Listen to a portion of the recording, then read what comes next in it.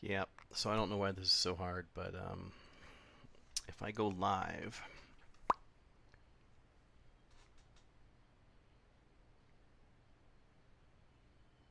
then what?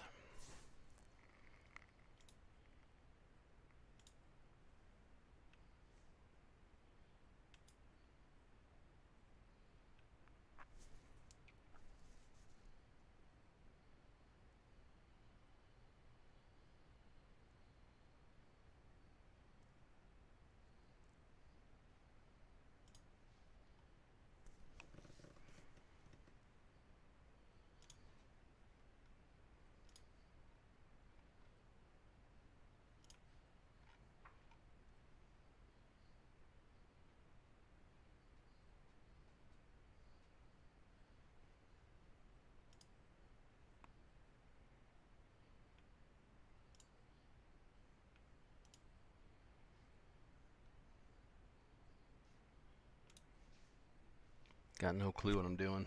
No clue. None.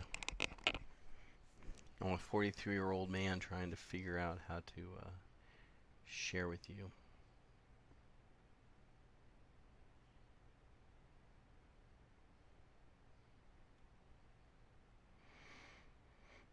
I see people registering, so at least that's going.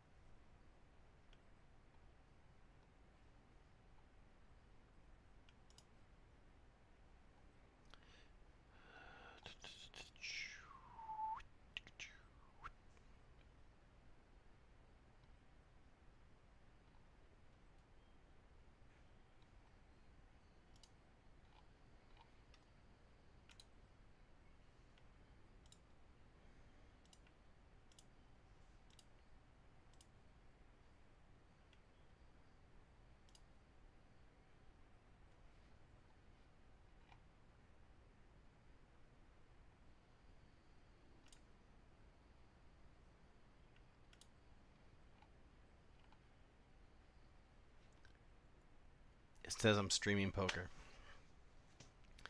So does that mean that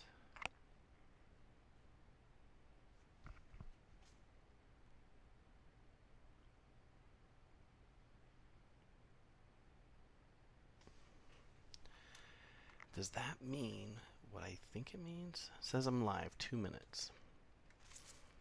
But then if I'm actually watching me on a device, it's not going to happen, is it?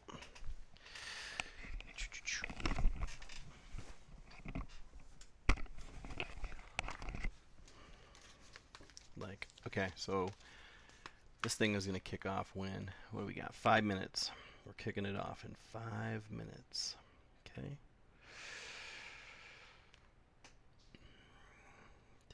Twitch. So it says on Twitter, it says, hey, guess what? I'm going to be going live in like, well, if you get nothing out of this time with me, I want you to take one thing away from it. Minnesota +2 over Oregon State. Minnesota +2 over Oregon State. And that's all you need to know.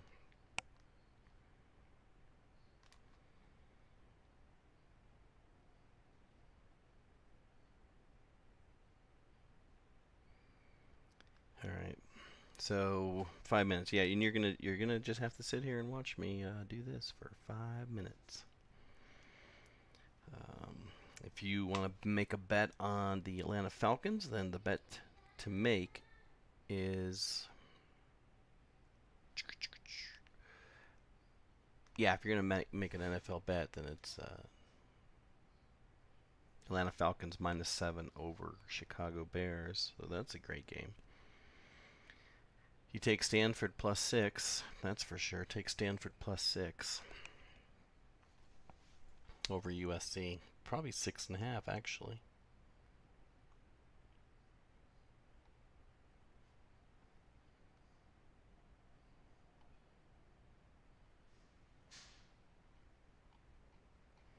All right, so there's something called a bit rate. It says no changes need to be made. I don't know what moderation is. I'll click on it.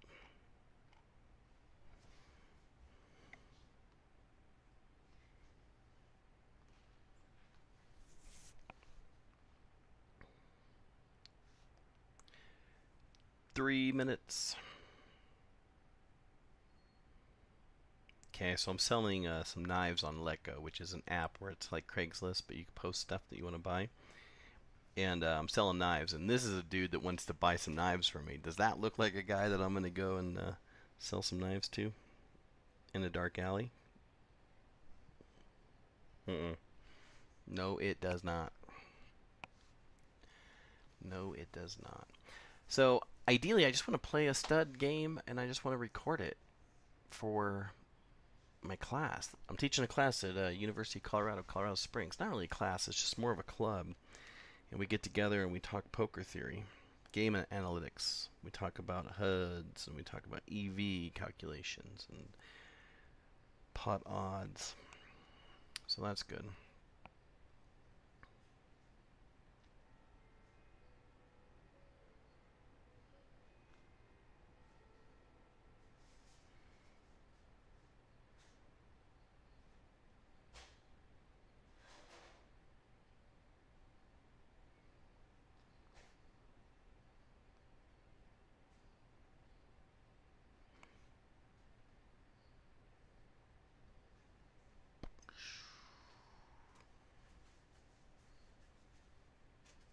I don't know. What's up, Gabby?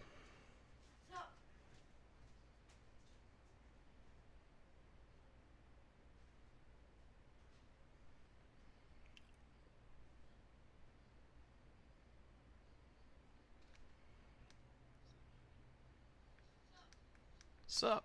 All right, so there's not like much of a delay. I mean, I'm playing it here, and then I can see it there.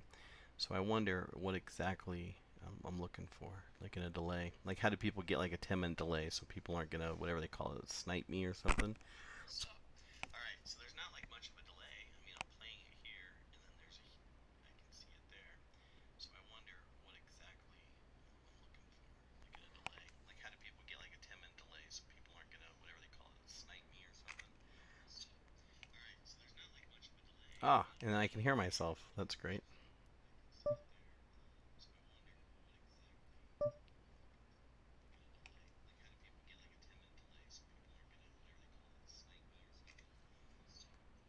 All right, so that's gonna be off. All right, so what I'm doing, I don't know what I'm doing. I don't know, but I'm gonna play this tournament. We're gonna start this in 1 minute. So I'm gonna kick this out. I'm gonna add this. I'm gonna window capture. I'm actually gonna say the poker table. That's gonna be my window here. Window poker table. Yes, that's what I want. I want that to be up here. So I can put this up and I can take this down. This up and this down.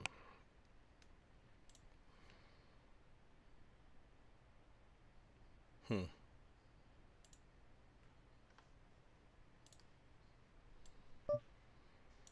Looks like stud to me.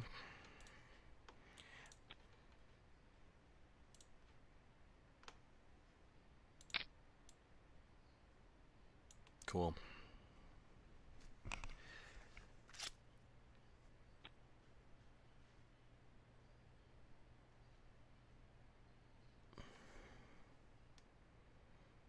Yep. All right. So what we're going to be doing is I'm going to be showing you some of Ken Lowe's work. Ken Lowe's got a book out called Mixed Games, and in the book he has a ton of these starting hands. He's playing basically. We've been reading it for horse, but this is stud high low. So in stud high low, we're looking for some just really good places to really find opportunities to bring it in and then to play pretty aggressively. And with stud starting hands, rather stud high low, you're looking for a tier 1 hand or tier 2, which is really looking at for 3 of kind. trip aces, trip sevens. You're looking for um, maybe 3 small cards. The best thing to do, I think, for stud high low is to play those hands where you can turn it around pretty quickly. So you might start out low because you're always going to pick up half the pot if you can make that 8 qualifier. But then you have the opportunity to turn it high, and you take a look around the table and just kind of see what other people are doing. So that sort of helps you know whether to go high or low. Chop block. That's a penalty in football. One goes high, one goes low. I think that's 10 yards.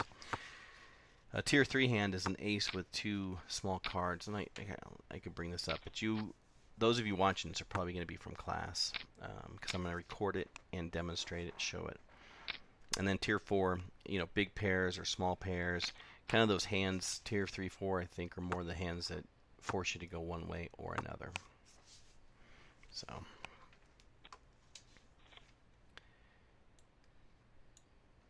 it's cool.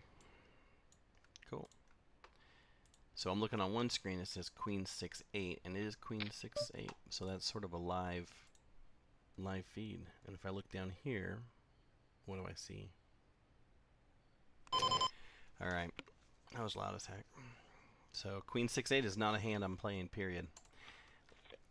Maybe if it's 3 spades, I might try to pick that up. Maybe play that spade draw. But I'm looking around, and I see a deuce, a 4. I see a couple hands going low. A 4th street, they're pairing their diamonds, so I'm not liking that.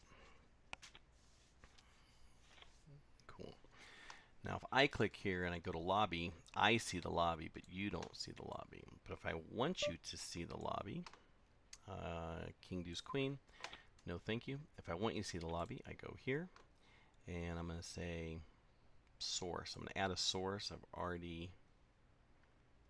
just going to do window capture. I'm going to say that sounds good. Cancel. Tournament lobby. There it is. Boom. Okay. So now that's over me. That's fine. What am I going to do with that? I am going to raise with that. 4-4-6. I likey. I want this to be on top. So how do I get that on top? Okay. Pocket kings is definitely ranking high. And so I have 4-6-3. I can get another 4. I'm going to raise it, even though there's an ace deuce to my left, because I've got a 3s, I got 2 for the 4s, there's an ace over there, there's an 8, so he just calls, which I like. And he's got ace deuce 3, and my luck he's sitting on, ace 2, 3, 4, 5, and we're all screwed. But there's a check. Now what?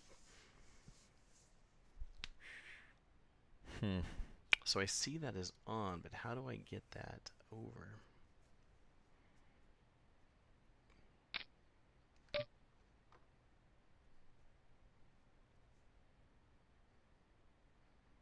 I'm going to go.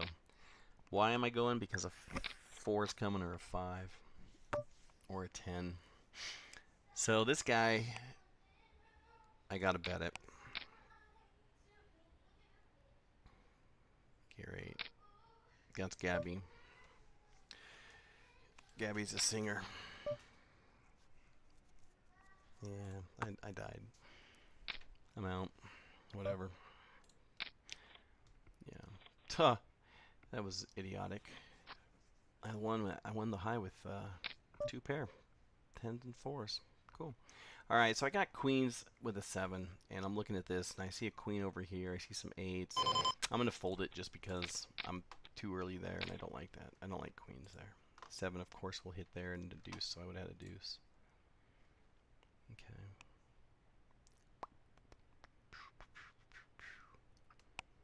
Alright, so if I'm in a stream, how am I going to get the lobby to be behind? I know. Watch this. I'm going to take the poker table and go click. And now, that's it. It's good. I see the poker table with a lobby behind it. And then someone's going to say, hey, show me the lobby. And I'm going to say, I don't know what to do, man. Show you the lobby.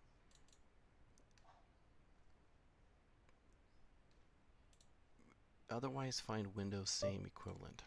Alright, deuce, 9 or 5. That is not a hand that I'm playing. So if I want to see the lobby, let's just rotate it up. Poker. Yeah, that's all I gotta do. So I just click on that. I'm folding that. All I do is click on window capture. Boom. Right? Disappeared. Someone says, let me see the payout. All right, so we're looking at 1.5 in the prize pool. This is stud high low. We're at I'm 7th out of 35. The next break is in 16 minutes. I don't know why they do breaks so so quick. I'm just trying to figure this out, man. Jim bro. So you'll see eventually. I mean, not eventually. Pretty darn soon, I'll be in first place because that's just how I do it. And nobody's really streaming mixed games, so I don't want to be like the subject matter expert because I have all my notes in front of me. So I got my chips in front of me, I got my notes in front of me, and I'll just show you how to take it down. It's not rocket science. It's not. So yeah, that's what the lobby looks like. 7 places right now are paid, so it's a 50K. It's play money, but you get a lot of pretty good players and here's a couple international players. I think people tend to take it seriously because you don't get the opportunity to actually play this game most places live. And so I'm sure people are playing it on PokerStars live for real cash, but I just don't know, how to find those places because I sure as heck ain't playing it live. 769 is definitely not a hand I'm following up with. So, but I think more people are going to start streaming mixed games because just the popularity of it. It is fun stuff, and so Jimbro, you actually ran a Xbox Poker League. See, that's what I want to do is maybe stream through my PS4 because I can do that. But then what do? Do you actually purchase a game, like a stream? What are you playing? Like World Series of Poker, a game, and then streaming that gameplay? That's probably it. And streamed on Twitch last summer just to learn how. Cool. I wish some of those are archived.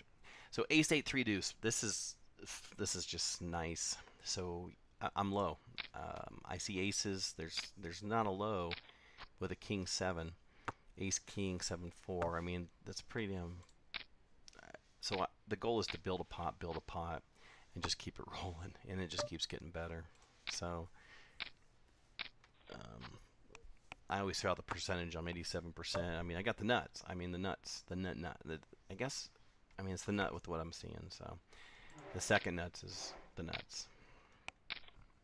So I'm guaranteed half of that. Aces and kings. If I could have picked up a pair, that would have been okay. So I'm going to try to figure this out because I love streaming. I mean, I love watching people's streams, but they got awesome overlays, and mine's just like total busy. So I see sources, I see scenes. All right, so I have a pair of 7s, and I have just crap all around. But I'm going to raise it because I want to isolate at least one of these players. I want them to drop. So I'm left with one player, and that did not work. Thank you for that strategy. And I'm out. They're sharing, yeah, I'm out. They're sharing 10s. I just don't like it. Would have hit a queen, though. Would have picked up that queen. Yeah, that's nice. That's a full house. That's nice all the way around. So if I want to go back to my lobby and just kind of show you where we're at with the lobby, I go here. I'm going to click right there, and I'm going to pull that back up. Boom. So now it's on top. So you can sort of see the lobby. So when someone says, hey, let me see the lobby, that's how we do it. Cool. Yeah. So I'm going to do this. I'm just going to kind of practice and see where I go from here. So right now I'm sitting in 9th. I, sloughed off some chips on that last hand. That was kind of a, I don't know, why do I like to chase? I kind of like to chase some things sometimes. And early on in any tournament, you can really chase. It doesn't necessarily mean that you have to start just playing these tier 1 and 2 hands that Ken Lo describes. You can sort of dabble in the 3s and 4s. Position isn't as important when it comes to. I don't think it is when it comes to a stud high-low game because you're really seeing a lot of exposed cards. So you're definitely going to be a bring-in. And yeah, I think designing the look would be really cool. You know, to be able to have some experience. You get singing though in the background, so that's gonna be fun. And toilet flushing, so it's all good. We live in a very barnish open house kind of a. So you have archived video at HPL. Let me write it down because I'm going there. I'm gonna check it out. Yeah.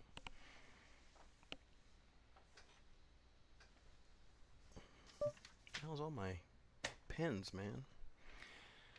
All right, I got some 3s covered up here, but there's a 3 out there. Aces are 4. Sam has some out. HPL Poker. What was the league? HP League. HP League. No.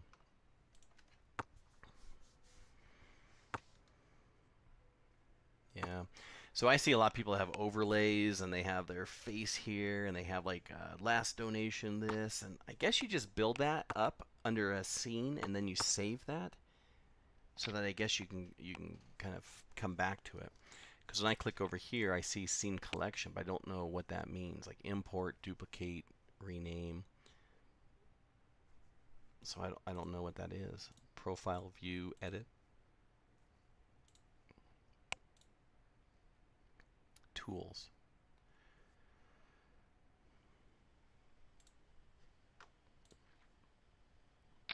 Ten six seven. 10-6-7 is not a hand.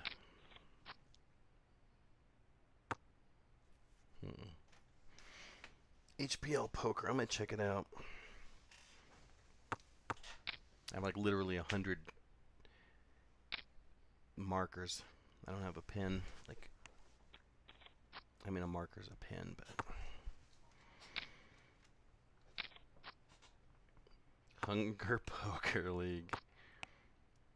I got you. That's cool. Using XSplit. No idea what XSplit is. Is XSplit?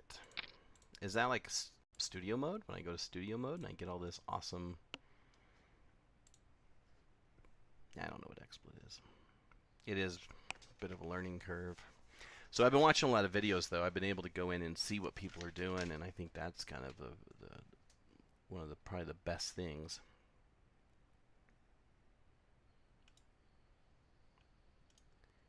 Yeah, one of the best things I think we can do is kind of just share information on YouTube and just with each other. And I hate to think it's like a young person's game, but and I know, you know, Negron, you can do it, and those guys. So A7 Queen, you look around, I see an ace, I see a 3, a 7. I'm going to fold it, and I'm folding it simply because I just think there's a couple lows that I'm going to compete with. Actually, these all look pretty monsterish as far as lows. 3, 8, 6, 7, 3, 9. You just keep pumping it. This, you know, ace is he's going to be all in here with his 10s. He should be right now, 150. I don't know why you're not betting, because I mean, you know you're picking up half of that there.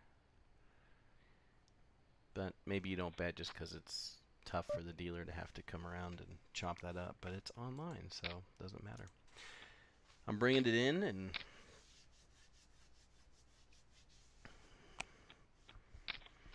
yeah, you know, Maria Ho had some awesome streams, and she had some things where she was actually giving away prizes, you know, playing in the tournaments as well. I mean, obviously you know that, so I'm sure you picked up a couple of shirts where you knocked people out, you know, like I knocked you out, got your shirt kind of thing. But that's what I think would be cool to do, is just have about 4 or 5 people in the stream playing together. And I know Dutch Boyd's going to do that. Dutch Boyd's going to be streaming through Poker Zero, because a lot of my interest came from watching Dutch play, so, and watching him play on stream. on his Dutch TV. So I just think, that's where my interest came from.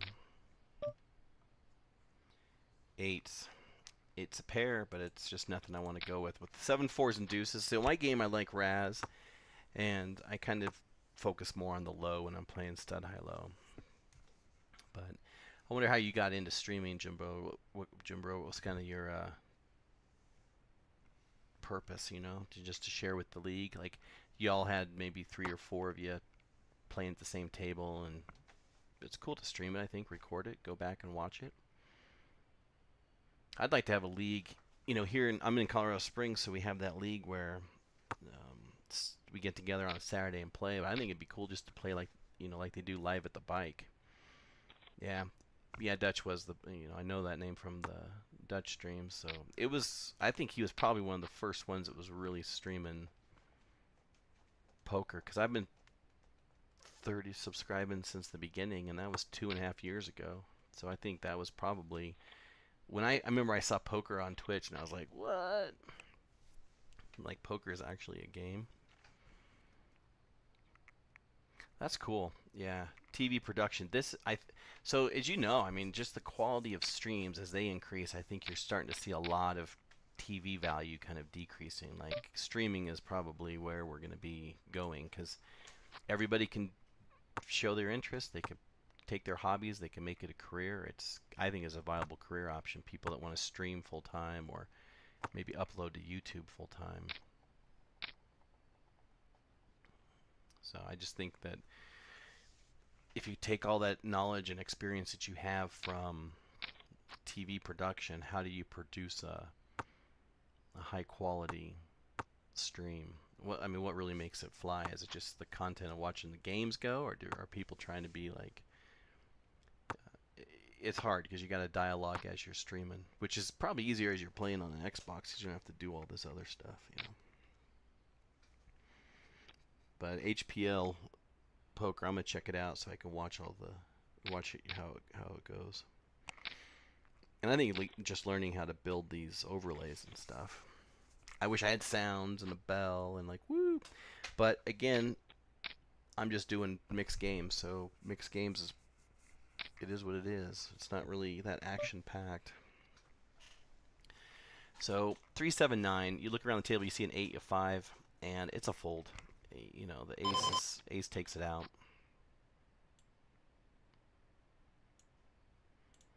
Yeah. So none of these are really that profitable of hands. So this is aces. Both share an ace. Man, he didn't even have a low.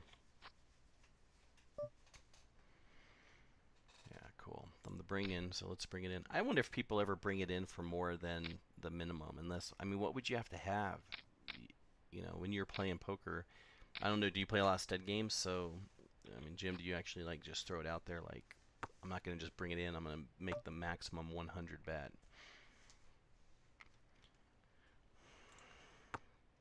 I like getting a free check here.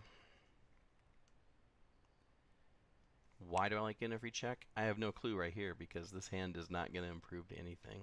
What am I going to do? Try to squeak a low out of this, or runner diamonds? But I don't know why the high hand doesn't bet there. I guess. Alright. It's not costing me a dime.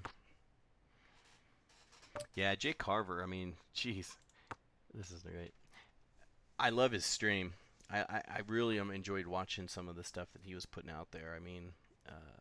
It just, you talk about production value between him and Doug Polk. Those guys are just phenomenal entertainers. They can entertain while they play, and they can do that. Dutch has that green screen behind him, so he can throw something up there, and that's kind of entertaining. So I don't have a low. I got a 2, 3, 4, 5, but I have nothing to play around here with. So, but yeah, Carver was probably one of the second. I think Somerville, Doug Polk. Dude, it'd be cool, man. Jump into a play tournament. Let's just play, and I'd even like just to talk hands. You're sitting on a table, but how do we kind of work through it together. You know, what are we doing here? Because I think everyone here is learning. We're not really trying to. Are we really playing for the 1.5 million play chip prize? I don't think so. So it'd be kind of cool to see what our Barney's holding below that King 4. You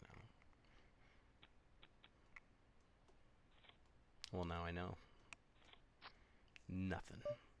So is this a place where people? That's what I want to know. Like if you were watching this, you know, with an Ace 8-6, is that a place where people bring it in for the full value, 150? I don't know. Yeah, man. Check me out later.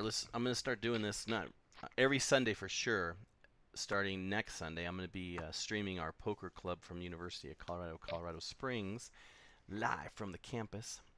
I'm raising it here just because I like where this is going. I know eights are dead. You see, look around the table, you see 2 8s, and I got 2 8s, so eights are dead. But I'm going diamonds and low, and now I'm crushing this hand. So yeah, come by around later.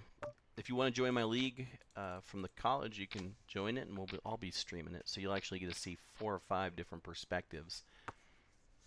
So I'll check you out later, Jim Bro. I wish someone would raise here because I just love the fact that I'm getting action, and there's nothing I'm seeing here that's really scaring me. A straight. I'm not feeling. I'm not feeling a full house with a 5 and 8s are dead, so there's no full house there. So I don't know what Tubba's doing. I think I scoop it. I think I scoop it with my 86.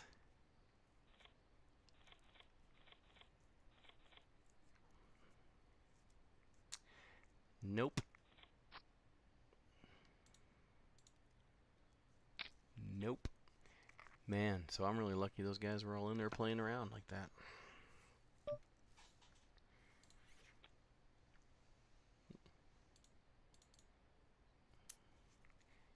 I didn't really feel like a full house there.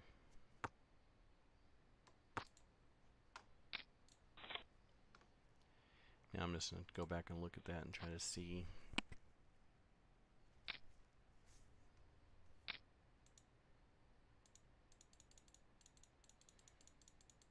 Like at what point does that look like a full house?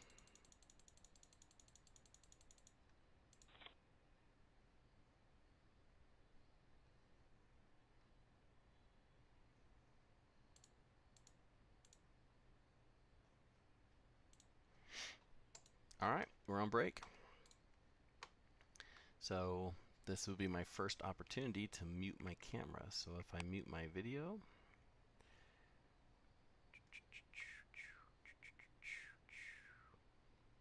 I don't even know how to mute my camera. I can mute my mic.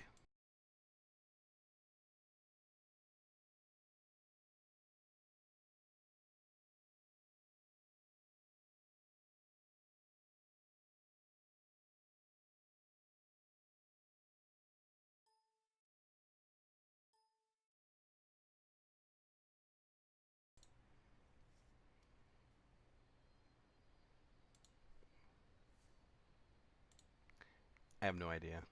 I just know I'm going to go real quick. I'm going to go real quick. So I'm not going to leave my camera on, right? What do I do? What do I do?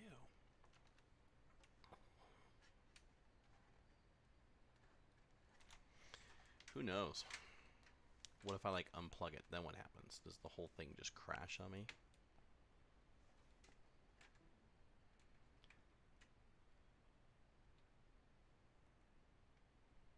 Nope. It'd be cool if I could pause my camera.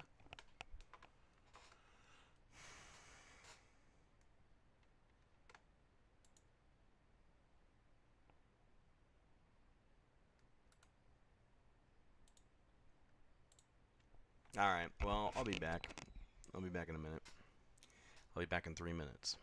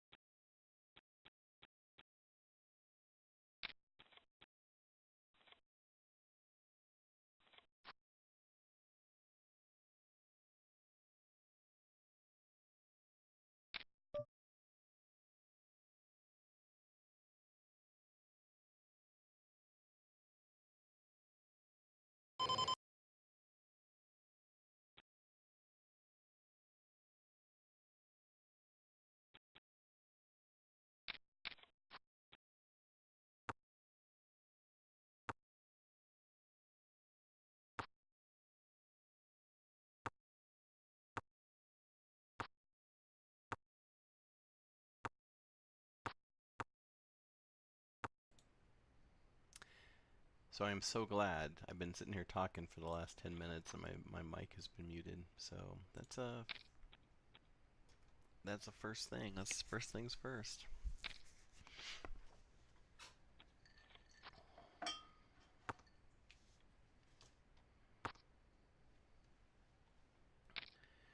I am streaming poker, guys.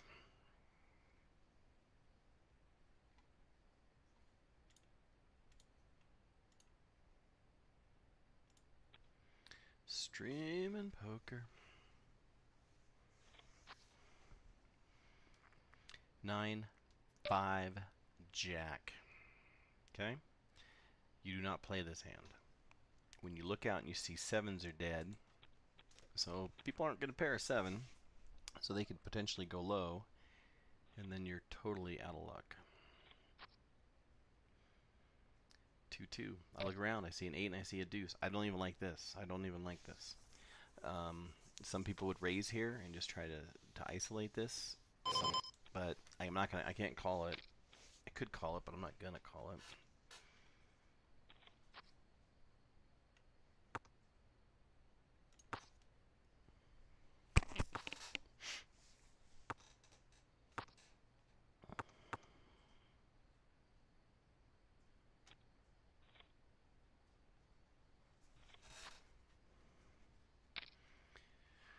Alright, so how many diamonds do I see? I see 2. I got 3. That's 5. There's 8 diamonds out there. I'm going to raise. And the purpose of raising is to just sort of tell the 6 that I've got pocket 10s, or I got a pair of 10s. And, you know, I just want to get heads up is the goal, just to get heads up. He has a... Okay. I mean, I'm not hating where I'm at. And there was no low, so I can scoop it there, but I don't know. I mean, I knew that was just played out. You raise to isolate. Once you isolate where you think someone's going low and you have the potential for that high, then you're really not, you know, gambling. And I hate to compare poker to gambling, but because poker isn't gambling if you're playing it right. And how am I playing it? I am playing it right.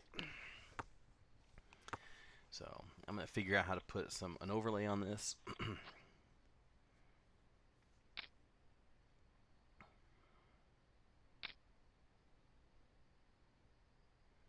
9-3-6. The 9 I don't like. I'm going to fold it here. I mean, there's just not a lot to play around with here. Linda up in the cards, Nature Girl. Some notes. Let's play money, so I ain't wasting time taking notes. But I will put this back up on top here so you can sort of see where we're at.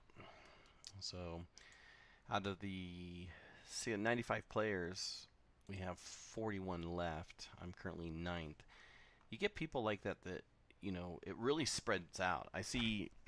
I don't know if I see it as much in the Hold'em game, but I do see it a lot in the stud high-low where the field seems to get more wide. And I think right now you see it as pretty wide. I think this is a steal position just because of how Nature Girl was playing earlier. She folds here, and I think I pick it up. I mean, the ace doesn't scare me. Just the way they've been playing, they've really been folding quite a bit. So I think that's the right play there. An 86. I need that 7. I need that 7. I need that 3. I'm not going to play this. I'm going to let people just kind of pick around. Okay, and so let's move that back so you can see. You probably didn't get to see that hand before, but they had low hands. Low hands.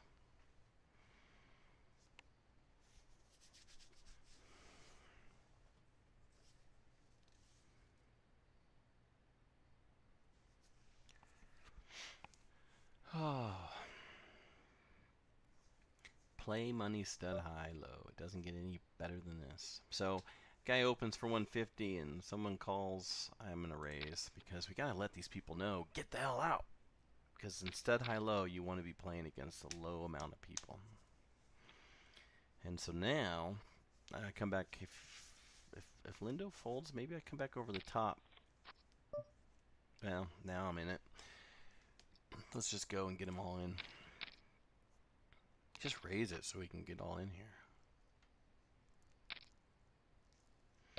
So an 87, let's say he's got a mate 87. I'm drawn to an 8, 7, 8, 6. 85 I like much better. An 85 I like with an ace deuce 3. So I'm happy with my low.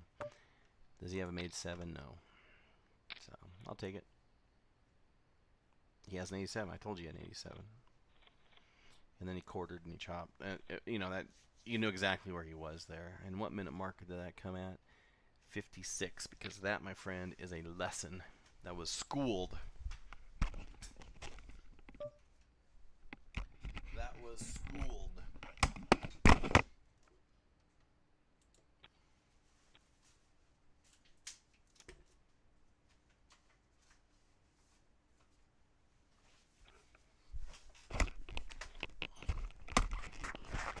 The 56-minute mark. I'm writing that down. Brohim.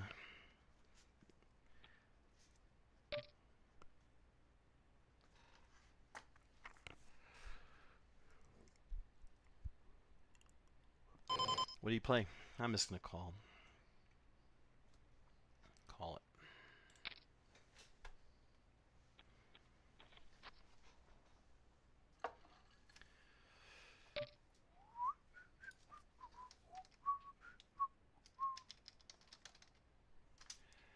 Yeah, now what are we going to do here? I do not like you. I'm going to fold it. Because I think that low is just... That low is just too good.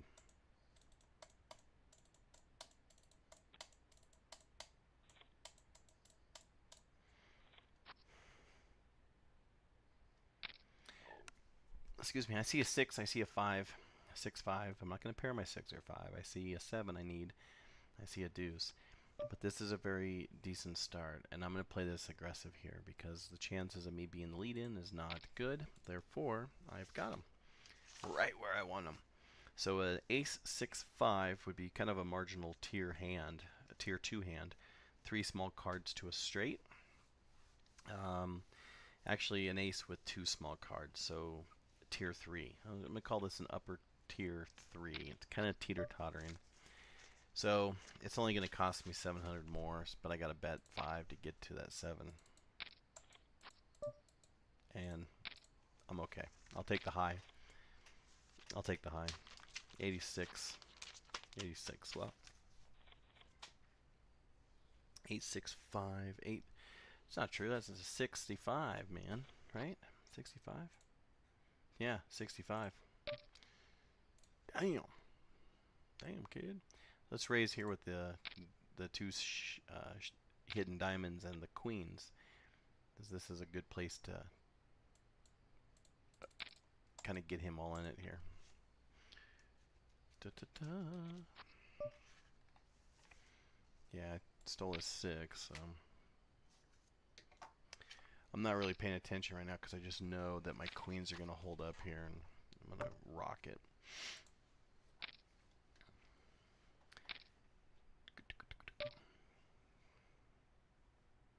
Nah.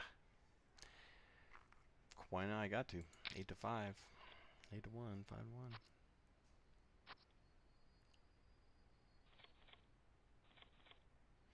So the thing I like about a stud high-low game is you can really be going low. But if you get a couple other people that are going low and you happen just to pick up that second pair, 2 pairs feels nice in a high game. I think I bet here and I pick it all up. I'm going to bet it because it's a little bit less than pot. I bet here I definitely pick it up. So why do I say definitely? Because I know.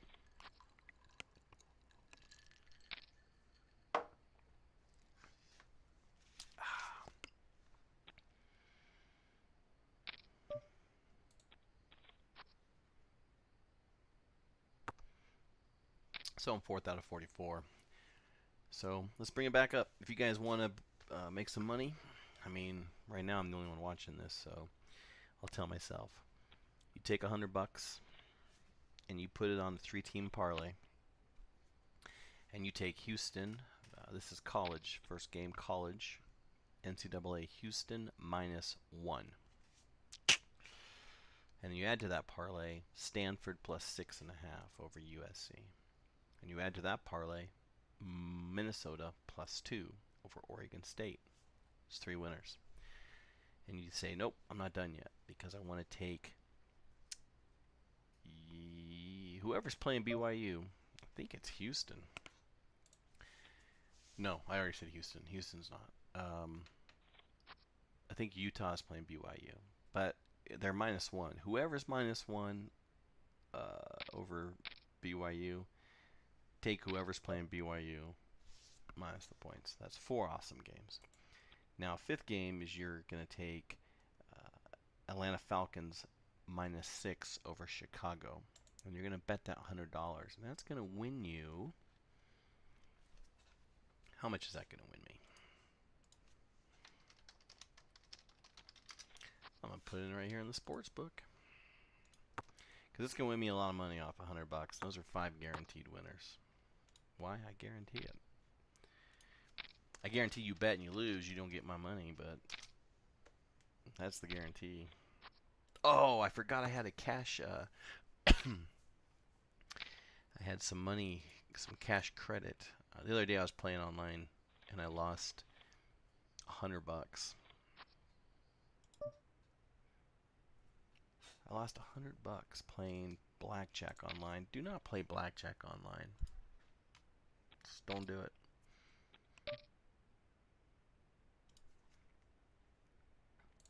Fold.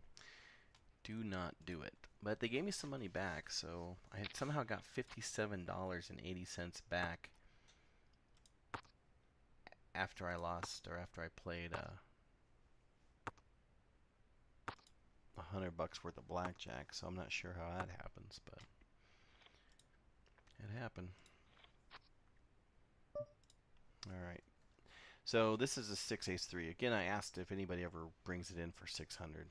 So does it? If someone says yes, do it, then I'm gonna do it. But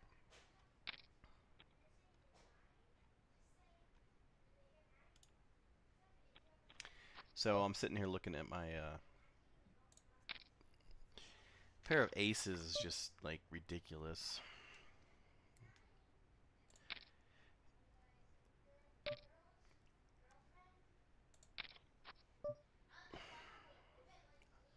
I mean, the best thing here is my low. 7 6 ace 3 that I'm drawing to a low. I mean, I have to check. Jeez. Give me a 5 or 4. Jeez, am I good? So I go ahead and bet because I got the note. I got the low. He has an 87 at best. I'm sitting on a 75 or 76, so I make my money back. But that's what happens sometimes. You start so strong, and it goes so wrong. All right. So I am sitting here at a blackjack table. What are you saying? I'm taking forever.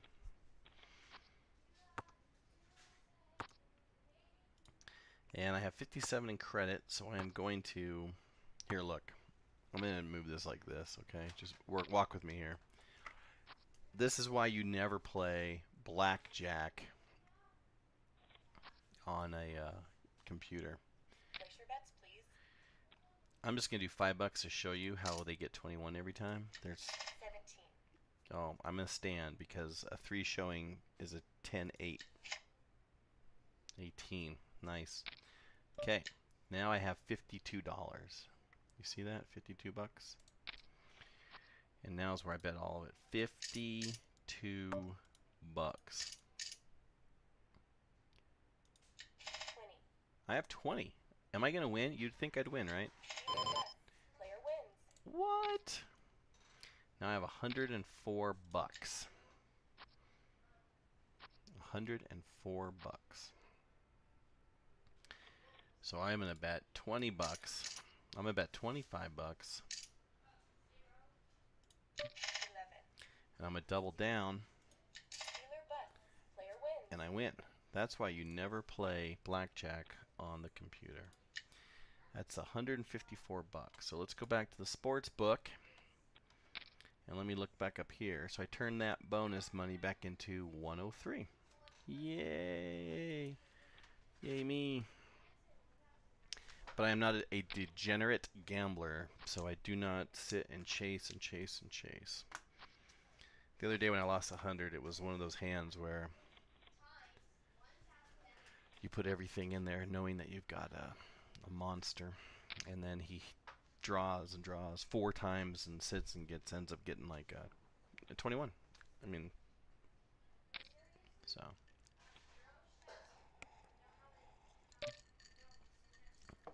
So now I have $103 so I can go and do. So here's what I'm going to do with that money, okay? Uh, the online sports book is having. I'm going to check here and I'm going to raise heavily. Because, you know, El Coron. Coiron? Corion? I don't know. Yeah, that's what he was supposed to do last time, so I can raise him now and just kind of abuse it. When I win it, I'm streaming it right now, so it's live. I was learning how to stream. That's what my goal was. So see Andrew back there? Everyone can see Andrew on stream. Watch right here. Boom. I have a flush gab. That's Gabrielle Cole, everybody. Andrew, no, don't hit him with that. Don't hit him with that. Okay. I need you to go. Go, go, go. Because I'm about to get my straight flush here. Can you believe that? What? Like, what the hell is the odds? The odds. That's what happens when you have kids and they walk in, and the next thing you know, it's like you're. I should have. Yeah. No, I shouldn't do anything. I mean, what am I gonna do?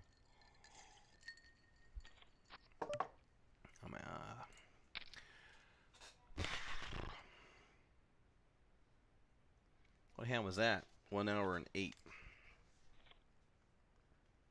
mark.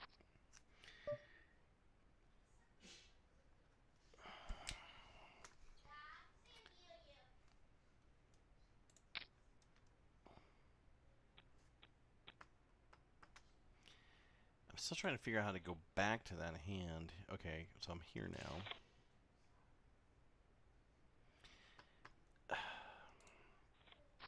I mean, I'm just looking to see at what point did I like not have a clue? Like, did I not have a clue like right here? So yeah, he had a 3 of clubs up. He was going low. And then he gets a deuce, so I know I'm on my flush draw, so I have the nut high. Draw, I see the jack. I guess I could have thought full house. But I really thought right there, deuce, deuce, 6-3, that was low. And he caught that flush on the 7th street, so I don't feel too ashamed to show it. But what does that do to my overallness? My overallness drops me down to 13th. 13th place out of 27 left. So what you need to understand is now is the time at 1 hour and 10 minutes where we get into this situation where I raise here, and the reason I raise is because I can get 2 of the 3 to fold, and I can go heads up with the 3, and there's a chance that the 3 folds because they feel that I have a pair of 6s, which I do, and then I pick it up, and that's how you play that right there. Okay.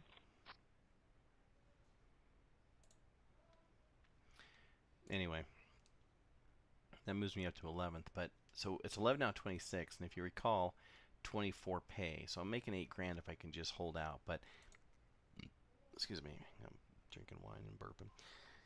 But my ICM here is I want to start chipping up once the bubble bursts. So for right now, I'm just going to kind of sit until two more drop out. One more drops out. Um, well, I'm going to raise it here and pick up this pot because I think everyone's playing the same way. Nice. She folds. Bitch. Well, I'll take that. She's going low. That's horrible. She hits a low. She hits a low. And that was a horrible play for her because she knew I was going high, and the only way she's going to make money back is if she hits that low, and she hits that low at 1 hour and 11-minute mark. Okay? The low, I'm going to call that lesson the low chase. The low chase. You don't do that. You don't do that.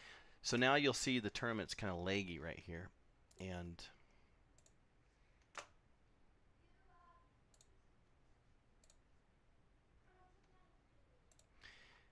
anyway, I'm at 12th right now, so I'm sorry you probably didn't see that hand, but let me move it back down here. And what'd she ask me? He's a little hungry, laugh out loud, and you were a little lucky. That's okay. So that's the lesson here. Runner, runner. I mean, this guy has gal, I guess, nature girl. She has to get flat lucky. Flat lucky. I'm gonna raise here to isolate. Raising to isolate. I'd like to be heads up against Poker our money. I'm gonna bet. I can't bet. I can bet. I mean, I don't want to bet, but I can bet. Why do I bet here? I bet. I bet just because I hope they're playing bubble poker too. You notice it was a little bit leggy. That was because we were going for hand. So what happens with hand for hand is that obviously my table can't play until the next table over plays, because we're down to probably 3 tables. Yeah, so now we're all just checking because nobody wants to go home. It'll get checked down, and I need to pair up. You know, I can't even get a low out of this. This is crazy.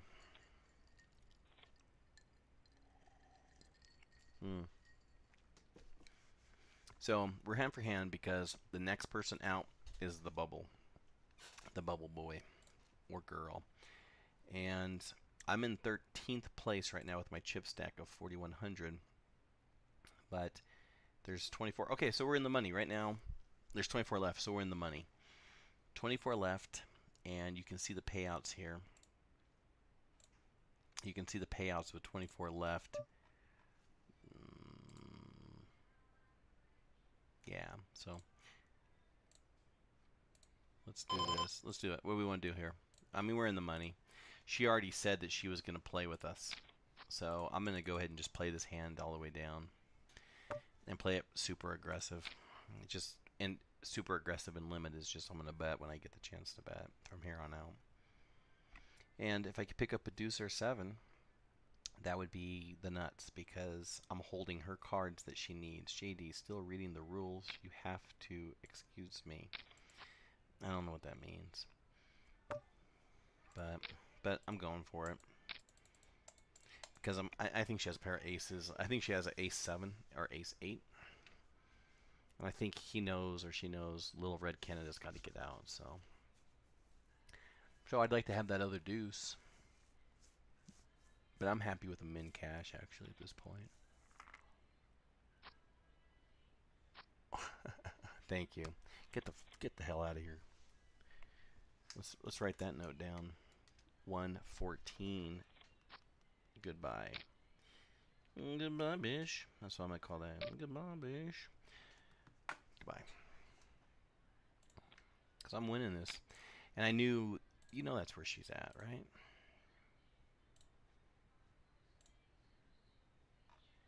So now it puts me in the top 10, which in a mixed game you have to be 8 to be in the money. Or not in the money, I'm sorry. 8 to be in the final table.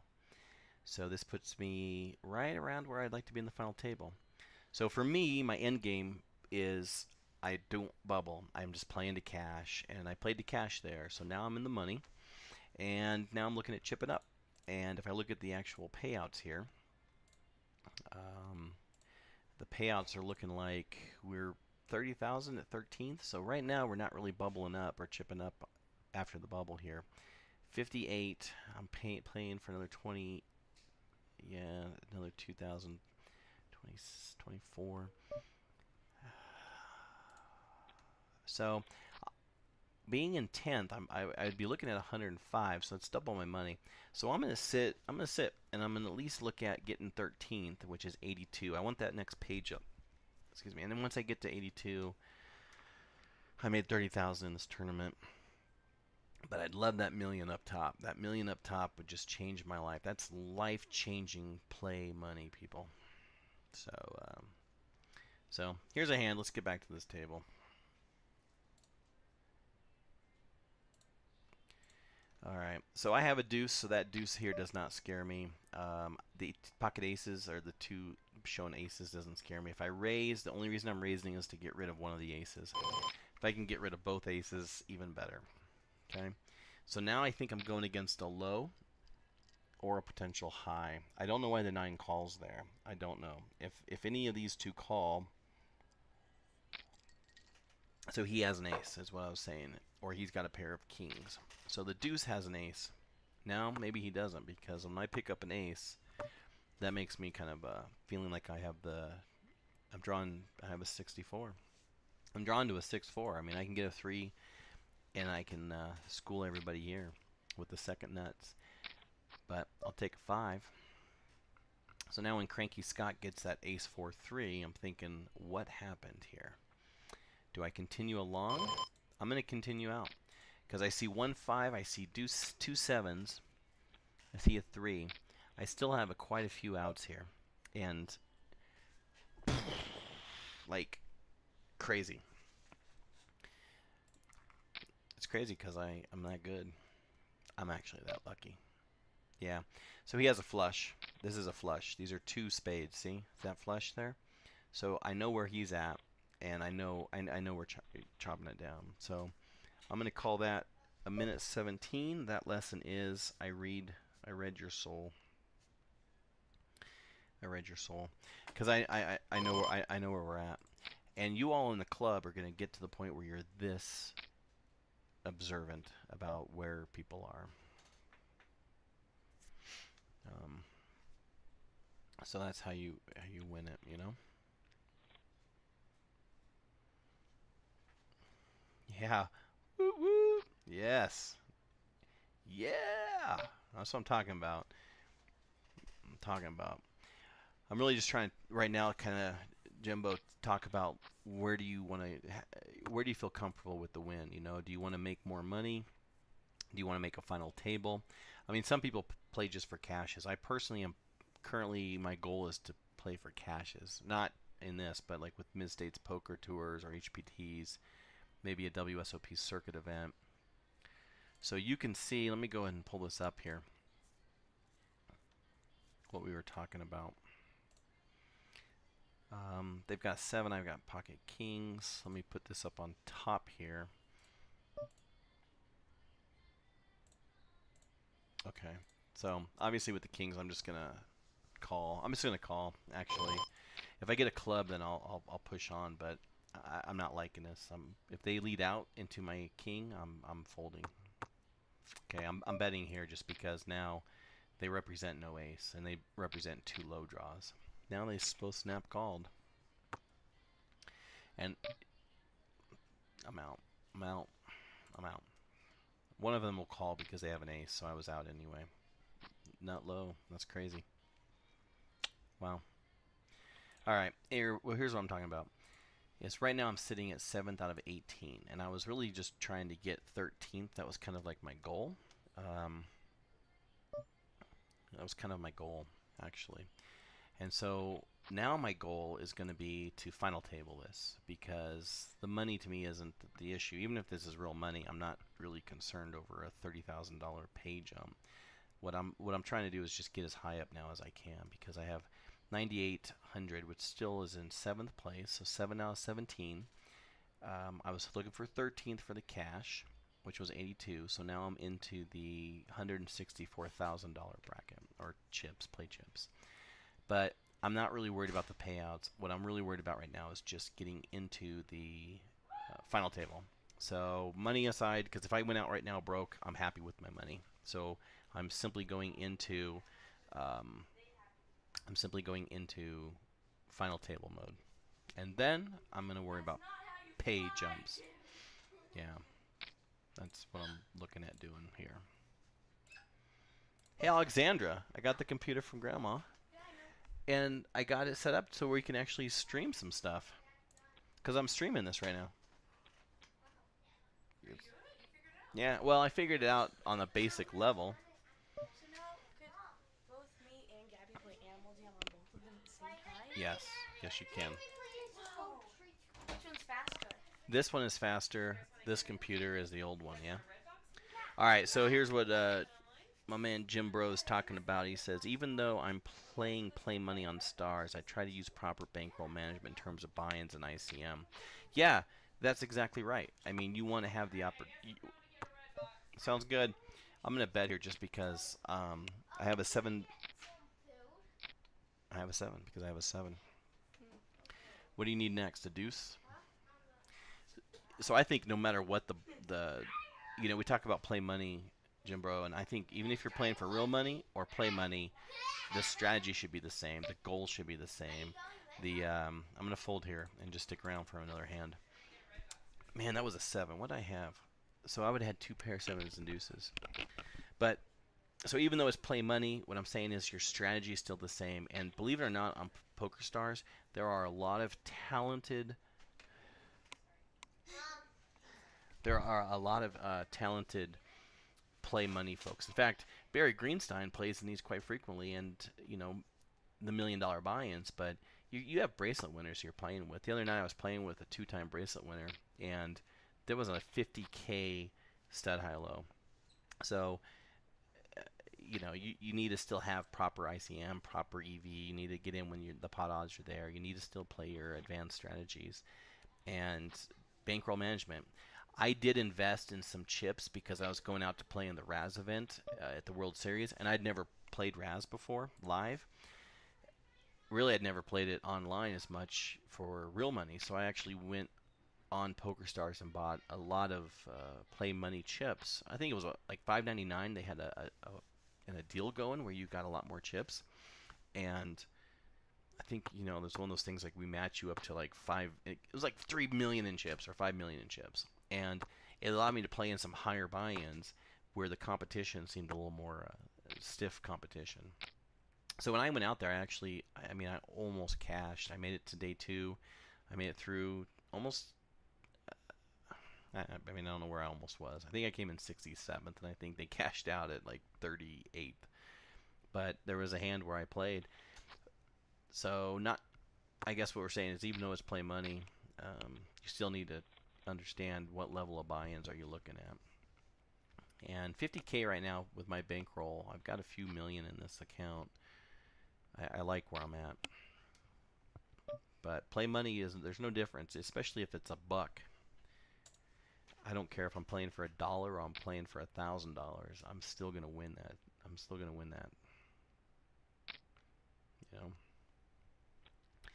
So I'm going out to Vegas tomorrow, and we're gonna be betting on a lot of sports. And so my cash bankroll right now is really gonna. I'm gonna go out and try to double up, so I can at least get 20,000 back in my bankroll and play some more cash online. And I'm going to be doing that by betting heavy on Minnesota +2 over Oregon State. That's the bet. But yeah, get in on some of these tournaments because, I actually don't see a lot of that bad a play if you really start watching. If you go on playerscope.com, you can see a lot of the people's usernames. And you can see that some of them have some pretty high ROIs instead high-low. And so you'll start to see the same frequent names, and you'll start to recognize the people. And those are the ones I'm kind of liking to play with. So here you're sitting on, it's 130. It's a snap call. I don't know why that was a slow tank there, but, you make a 76 strong, you're guaranteed half. So we just moved tables, so that must mean we're down to under 15 players. Where are we at?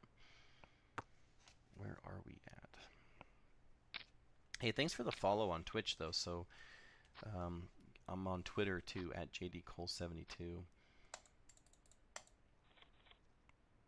Let's see where we're doing. So I'm folding here. I'm trying to pull up that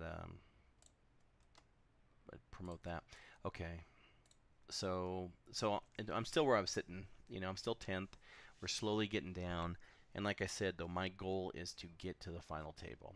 I'm not really worried right now about pay increases because let's say I make the final table at 8th, I make 129. If this was real money, 129,000 is a lot of money to me.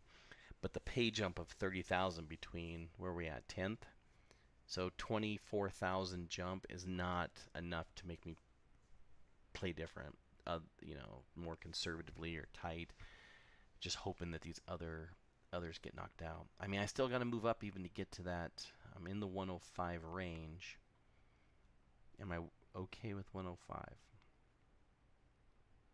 I'm fine with 105. I doubled my money, so I like 100% ROI. But what I'm trying to get at is my goal isn't the money right now. My goal is to make the final table. So let's see if I can make a final table. I go into this knowing I was winning it, so now I'm just already readjusting my goals. So I see all these low hands, right? Lindsay low hands. What do you do? What do you do? Well, this is it, guys. I think this is it. Deuces and fours. Alright, forget it. I folded. This was it, though. What do you do there? What do you do there, Jimbo? Tell me what to do. Do you raise there, thinking that maybe you can't all go low? Can't all go low, right? I would have picked that up.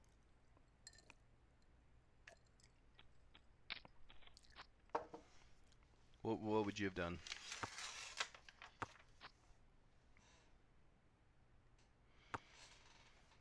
You saw all that low sitting around you. Ace, fours, deuces.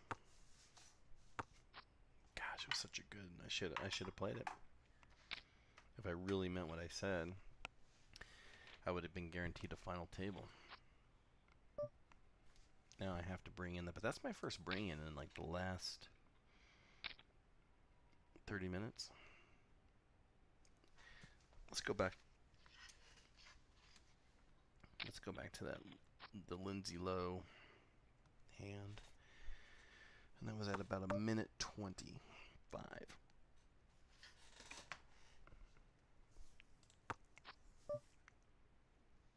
Yeah, you didn't miss anything. It was just that everybody had an up card that was low. There was like two aces, two nines, or I'm sorry, two aces, two sixes, fours. It was just there was a deuce,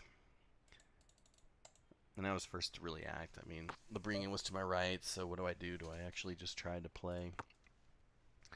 But with 19,000, two chip stacks to my left that are 19,000, I'm just I'm not playing it that aggressive. I can't even pick up anything here. Those are red, but those are all not the same.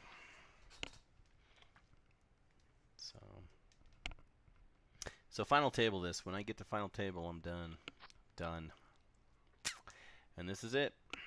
This is it. Here we go.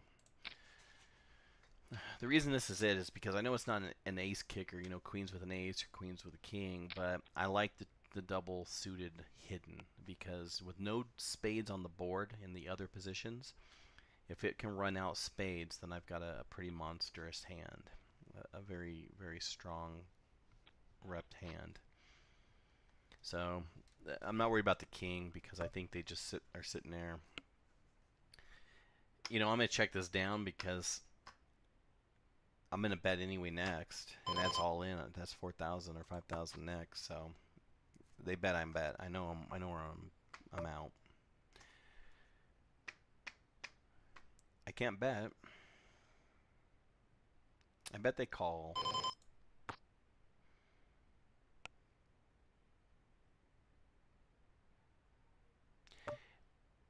I can't. I'm gonna win it. I'm gonna win it because I know they don't have a king. I know they don't have a king. but they're going to call me just to see what I have. So they must be on a nice draw, maybe an 8-9, a gut shot, or a 7, 8-9, ace-3, a low draw, and they hit a low. But that's, you know, I was actually favored to win that hand. So I actually kind of let them catch up on that one. 130. But it wasn't changing the outcome. I'm going to call that hand at 130. I'm going to call that catching up. So, yeah. So here's that ace-9 again. It's kind of well hidden. But I'm just waiting for final table. I got two more players. You know, I am 9 of 10. So there is one player under me. That'll make me 9 of 9. But I'm going for the final table. And then I'll play for the money. But, you know, for me, we started this tournament with 108 players. Okay, so let's just keep that in mind. That with 108 players, okay, take a look at that. That I was actually, that I'm in the top 8%. And again, not to be braggadocious, but I know that that's where I am in stud high low and Raz therefore and stud. So 3 of the horse events, I feel like I'm in the top 5 to 10%. Limit hold'em, I feel like I can do 15-20%ers, but Omaha crushes me. So, but I'll be right back.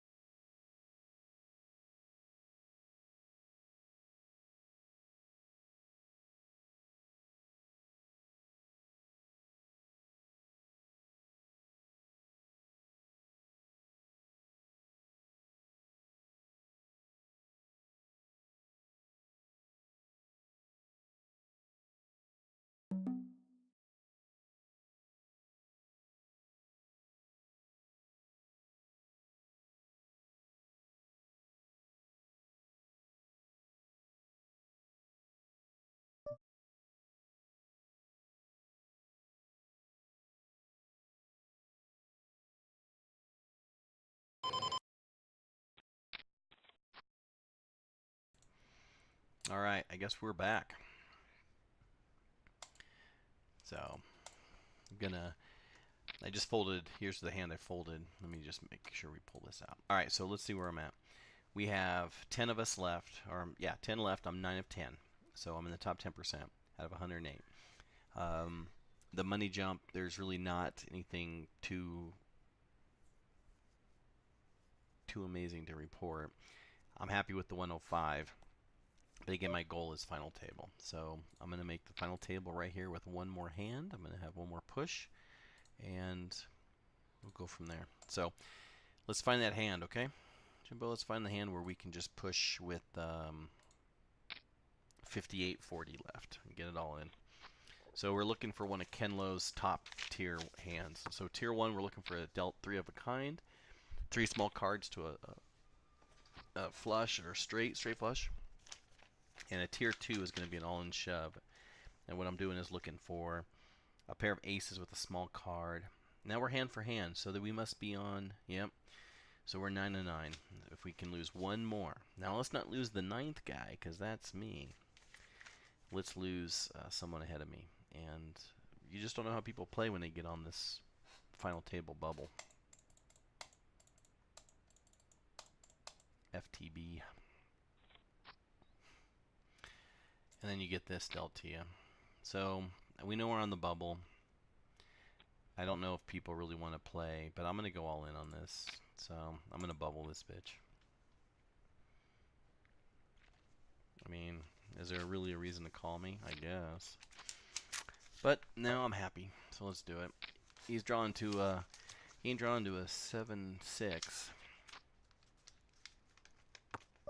I'll check back because I ain't got crap. I'll bet it all now.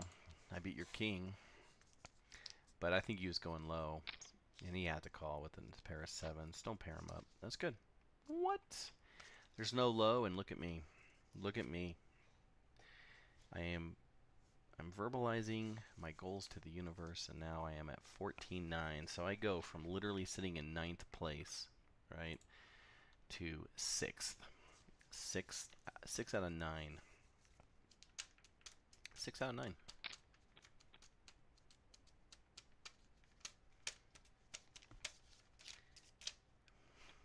So, I mean, I win these pretty frequently. I just want to be able to kind of articulate as I'm going what's happening. Not just I'm catching cards and getting lucky, but there is a strategy to this game. I mean, I think it is not luck. I think there's a lot of skill. I think if you put yourself in when you have the best of it, you're going to come out on top with the best of it quite a bit.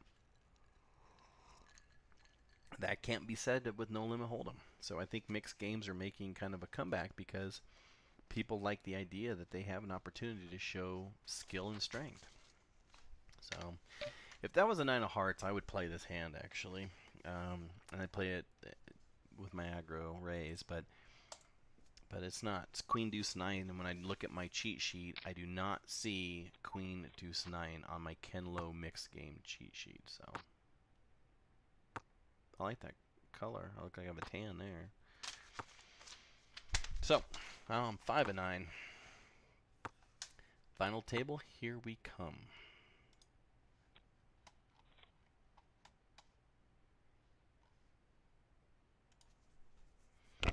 So I'm still looking at these game lines. I don't know if you bet sports or do anything. Let's bring it in for 9, because now 3 is quite a bit. Let's go 2.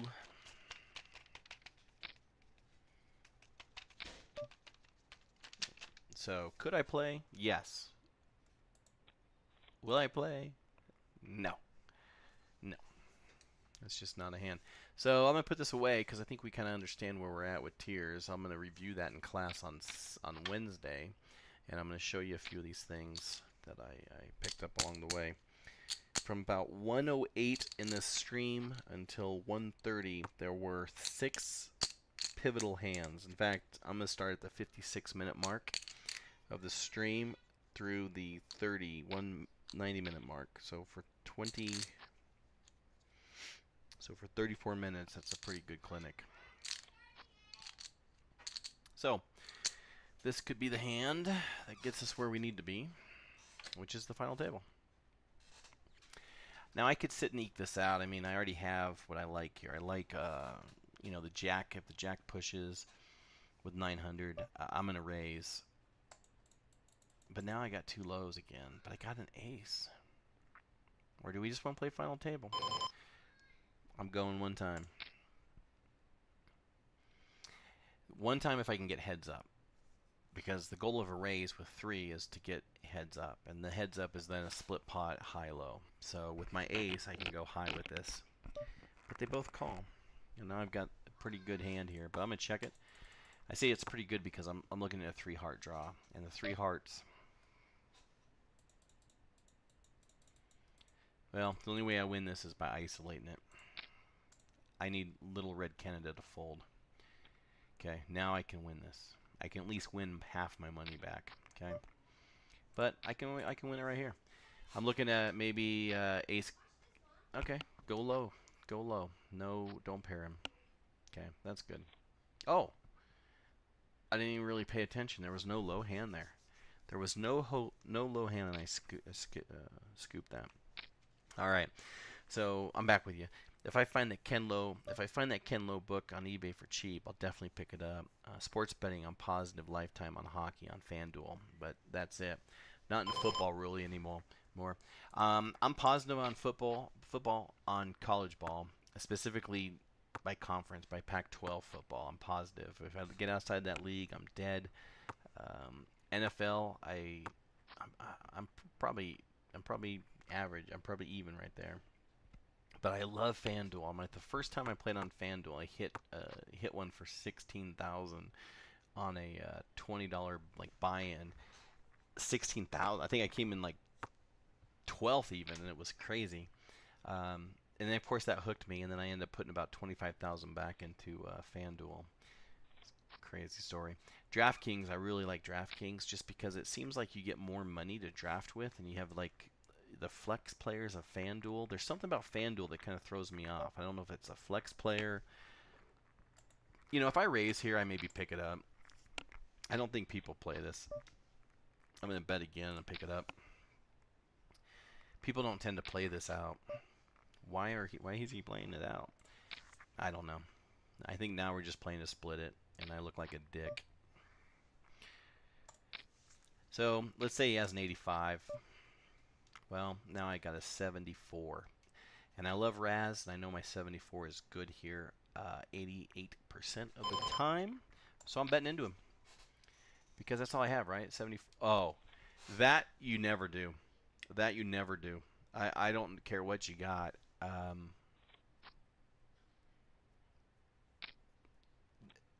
Because would he have picked up the high? What was that about? Did you see that? That was so strange to me. I guess you can do it sometimes. So his king's here good. His king's good. Or do we just want to get it in? It doesn't matter. I mean, please bet so I can raise your ass, and please bet so I can raise you. Please bet so I can raise you. Because he's going to think kings and sevens are good. Nope. Well, whatever. Still costs him all of his chips. There's no low. I have his 3s and 5s. Hockey, I'll tell you what, man. I wish I was... I'm first now in this tournament, just so you can write that down. 140 mark. First. From worst to first. Worst to first. Nines here are good. Nines are good. And he's all in with a low draw. Guaranteed go, push, shove. I mean, you have what? A half of a blind?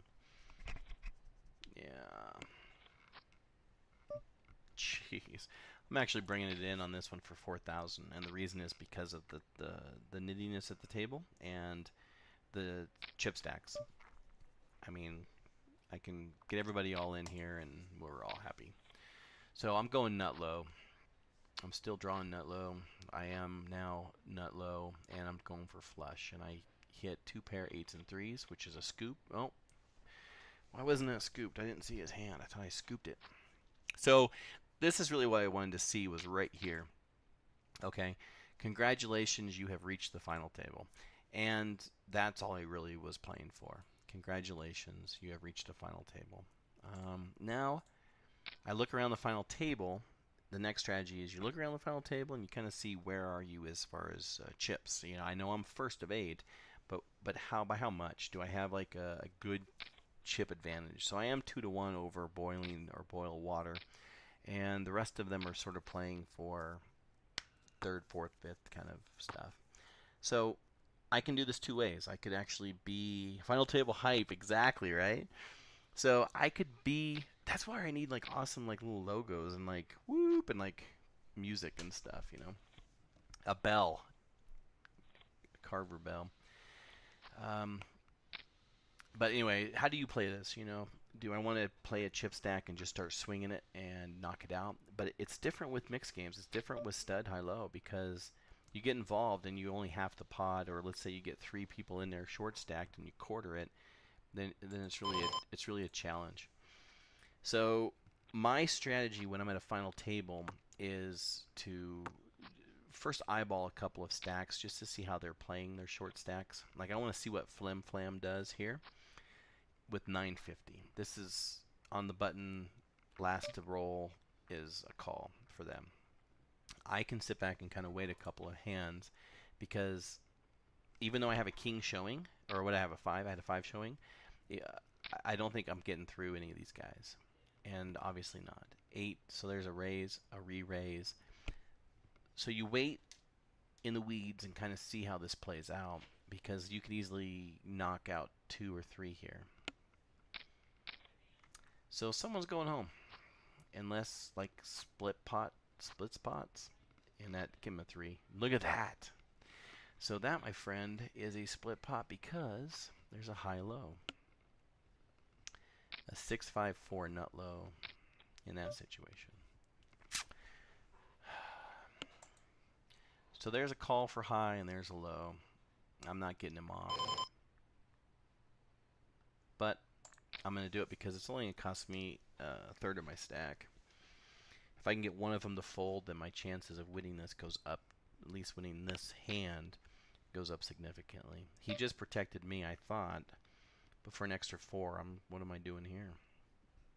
I did not think they were doing this. Unfortunately, it's a call. And the only reason it's a call is because of the pot now. And we're all in. I'll check and give him a free card. I need to get low and get half this back. I gotta run out perfect now and get this back. So, I think here a bet is sort of a waste. But since I'm drawing to a low and the high flush, I feel now that the bet is going to get 2 callers, and I need to get lucky. This is a gamble, and so I hate being a gamble. He's got a mate 87. I screwed that all around. God, if I would have hit that, that would have been so nice.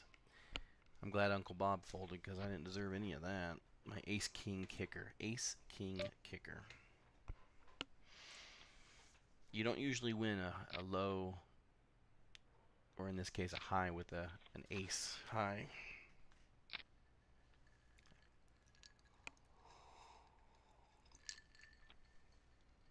But no harm, no foul. I'm gonna actually write that down for a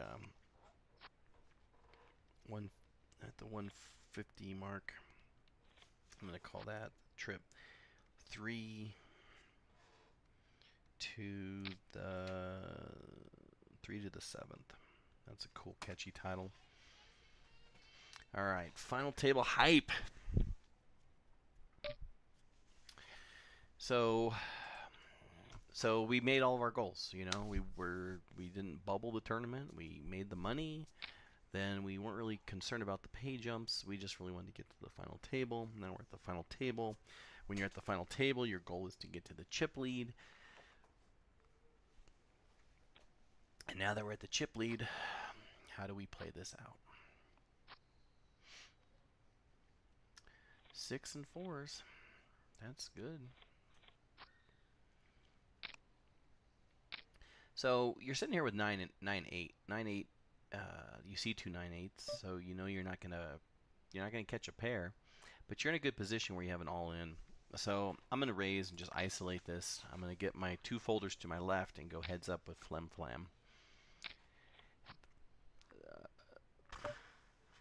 Well, I guess we're checking it down, guys. Checking it down. Checking it down. Even if I get a club, I check it down just because.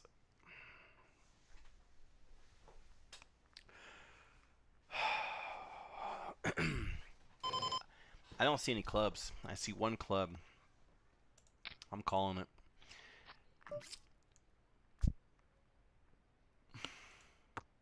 Damn. Am I misreading this hand? Club, club, club, club. 8, 4, 3. I have nothing.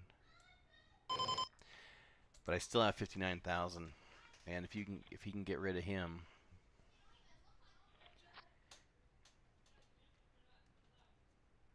Yeah, I think, when I got those two snap callers, when they came, they were sitting there. Yeah. Okay, I'm only raising here to get rid of these three. And I got one caller. Is Big Monkey fold and Big Monkey fold? Because I need to play this hand heads up. It's another check down. But I think in limit you see a lot. I don't think you see the tells as much you do as a hold'em. Like when you're watching Dutch play and he says that you're gonna tick down until you that bar matches up with those numbers on WSOP site. Like I don't see that happening a lot in hold'em. All right, so do you think he has a 4-5? I have a 4-5, so I don't know why he bets because I pick up a 6 here.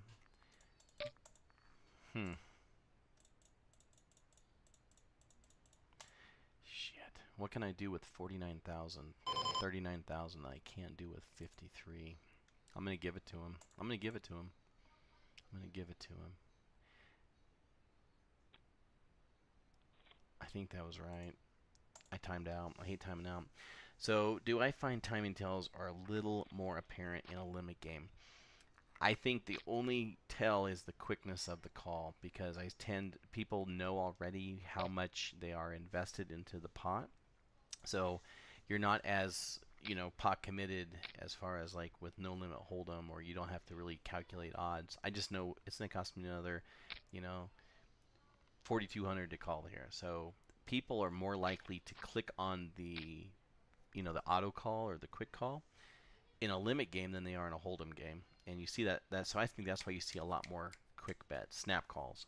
Because when I raised in that one position, there was no reason that I feel there's no reason why those two should have called, but that was snap call. And so I see that. I don't see the other where people are tanking and tanking and tanking like you see in no limit hold'em on purpose, at least to sell a bluff. So in limit, to me, I don't feel like timing is much of anything. He's all in here. I want to raise I want to get this isolated. I really do. I'm going to get it isolated. Because it's hard for two people to go low when you have an ace face up. But at least now we can kind of check it down. But this guy, Uncle Bob's been an a-hole because he hasn't checked much down. So any king, any ace, or any king, any... See, I don't know why you bet there. I mean, he's guaranteed low. But you don't know. I don't know. And unfortunately, I need a king. But the hand didn't cost me that much, so I would have caught a 4. And he caught a straight. God. So, I don't know. What do you think about the timing as far as limit games? I know you play a lot of play money here on Stars, so...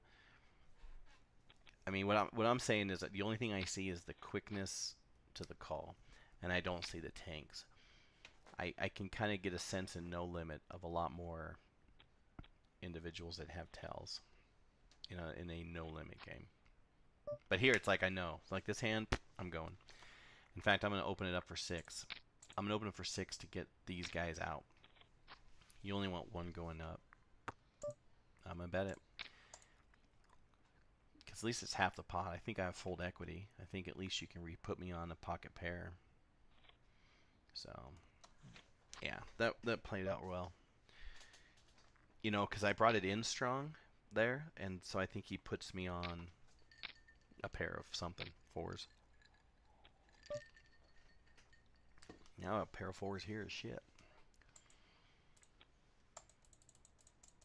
All right, so let's look at the pay table real quick, and let's try to have a discussion on what's our next goal. Okay. So now we're in second place, and we're looking around the table, and we see that I still have a 2-1 over the third place player, and I'm happy with 700,000. If this was real money, that's life changing.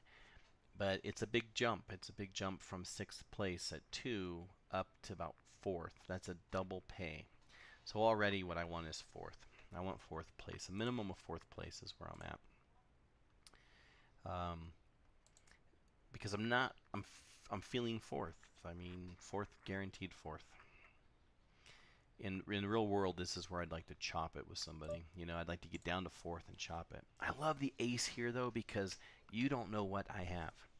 So when I raise it up, I can get a king to fold. This is at 1 minute 54. 1 minute 57. At 1 minute 57, when I raise with an ace, I can get a king to fold. And that's all I was trying to do. Now, when I get two aces up, I get two people to fold. Well, he's all in. There's no reason Uncle Bob would go, unless he had a low hand draw. So pair him, and now Jack. God, I called that. I actually called that. Because I didn't want him to make a low or two pair. So that was a good called. I called a jack. I called the jack. Wow. So I like what you're saying here. I'm going to go ahead and just call this because I want the king. I want everybody in on this. I want one more player out because then I get my fourth and I can do another goal. So quick checks sometimes feel pretty weak to me. I try to act in 4 to 5 seconds each time. I like this. I like the staggered. I'm going to bet this. I like the timed betting. And if you're watching me play like you are, you're probably looking at how quick I bet because I already know that I'm in this hand regardless of where we're at.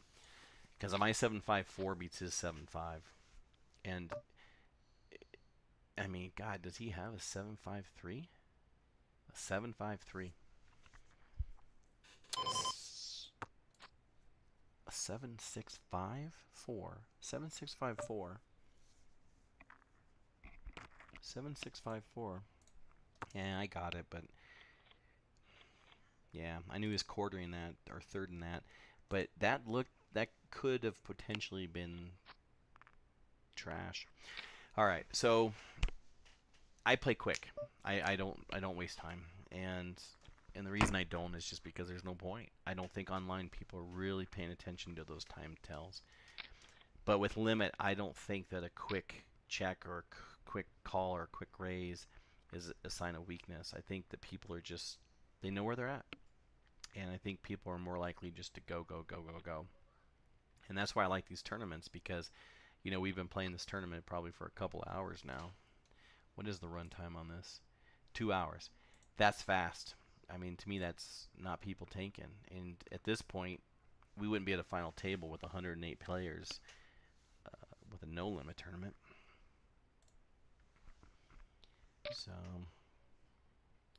So I raise here, and I raise because I want people to know that I'm going high. So I can get rid of the 5 and I can get rid of that weak ace. But then again, I guess this is Uncle Bob's chance to show me. See, if you're going to call me, then why are you going to check? You know, are you going to quarter this again? I gotta just bet to put him all in. I got to get Big Monkey in. And now I can check it down. And I'm going to... I was going to check raise it, but I guess he's first to act. So pair me and let me check this. Pair it. Let me check it. Now watch. When you check a paired up card like this, I don't know what you call him. I'm going to check it. He'll bet if he thinks he can get me off 10s. He'll... Alright. Look at that. Oh my god. I actually have a straight flush. I haven't had a straight flush in, man, you know how long it's been since I've actually had a straight flush? Probably 6 months. 6 months. Straight flush. That was a straight flush, right? I have a straight flush. 9 to the king. Yes. Yeah. No straight flush. Nice. So I'm not sure how this guy's playing. I mean, I don't know why you're not betting there because you know at least bet and represent an ace, you know, and let me fold my, you know, king. He doesn't have it. He doesn't have it though. He doesn't have it. He doesn't have it. But there's only 8,000 in the pot, so let him have it. I think if he had it, he would have bet it before. He doesn't have it. That's the 2-hour mark. Boom.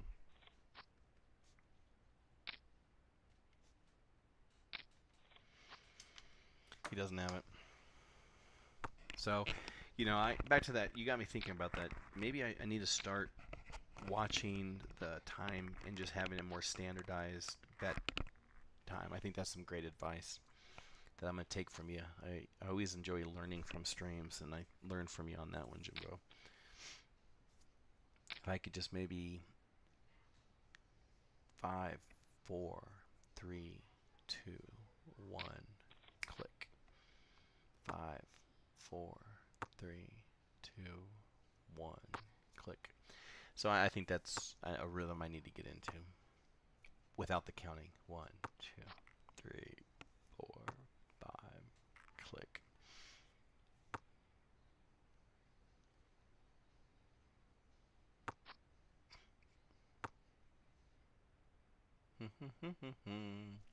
So still first, 5 left. Hey, are you on Twitter? Let me follow you on Twitter if you're out there. I'm gonna see if I can get on the Twitterverse. I have to bring it in. I'm getting rid of this.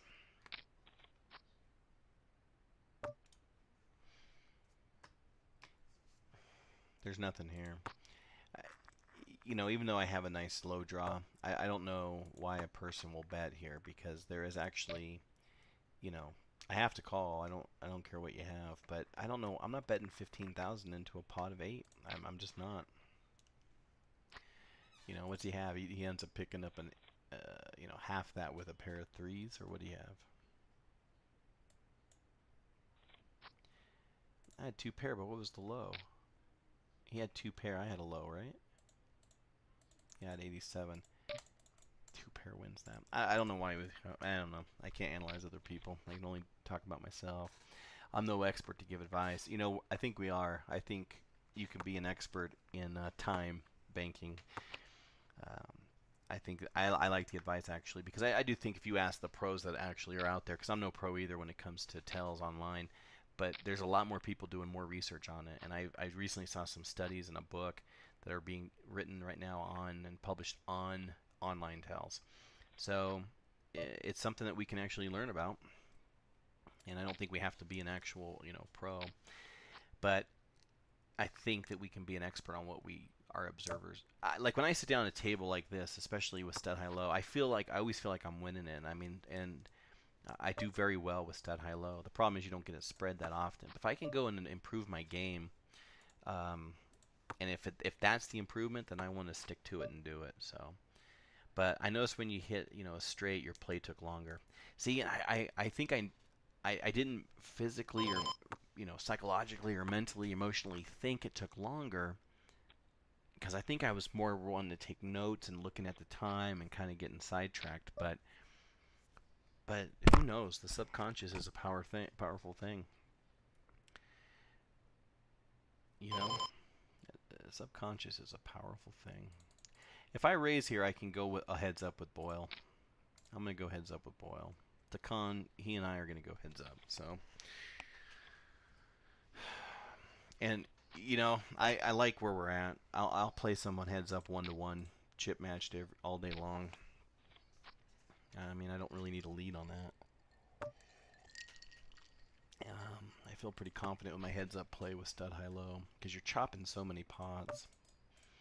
So at least he knows that with 9,000 in the pot, do you really want to put out 1,000 or 10,000 or 20,000 even? Especially when I so it's a stupid bet because I'm guaranteed my seven's good here. So we're splitting it up. I mean I don't know why heads up we bet there. Right? I mean you can go back and look at that hand and you can just know it's a waste of space.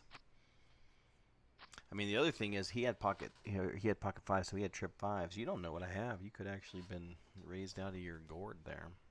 All you can do is chop. So we're heads up. I mean, this is where I wanted it to be. This is my goal was to get to top four, and my goal now is to win this bitch. So here's how you do it. You raise here because the best he can get is a low. He doesn't have an ace because the chances of him having an ace here are 23%. There's two here he has now. He could be sitting on the 6, and I'm sucking. So it was a short-lived final table, but I'm happy with second. So great ace. He had an ace. There's only 2 outs he had there. Jesus Christ. Case ace and rubs it in. But I actually got second place in this tournament, and second place paid me up. What did we place? What did we pay? What did I make? 728,000. Great ROI. So at Jim Bro, thanks for watching this. I'm gonna try to work on my presentation, I guess it is, and kind of get some more bells and whistles. But I really just enjoy streaming. I want to get into it. I think that that's sort of something we can all contribute to the poker world, because the goal is to really, I think, make poker beyond just a hobby again. We need to really get people sharing their knowledge, and you, like you said, you might not be an expert, or a professional player, but I'm not either. But where I was 2 years, I've been playing cards for 20 years competitively, and where I was just 2 years ago, the amount of growth since I started following Dutch and meeting Dutch and hanging out with Dutch and just really having people share their knowledge with me. I've grown more in 2 years than I have in 20 years because of the availability of things like Twitch and the online information. And so I just want to kind of get back to that poker community too. I want to get a good stream going, some followers, and just really kind of have the amateur players teaching amateurs. But man, we are so good at what we do. And I look forward to playing with you. I'm going to shut this down, but I'm going to do this again. I had fun. So thanks for sticking around with me, man. That was cool. I'm going to follow you right now on Twitter and look forward to playing with you in the future, man. You take care.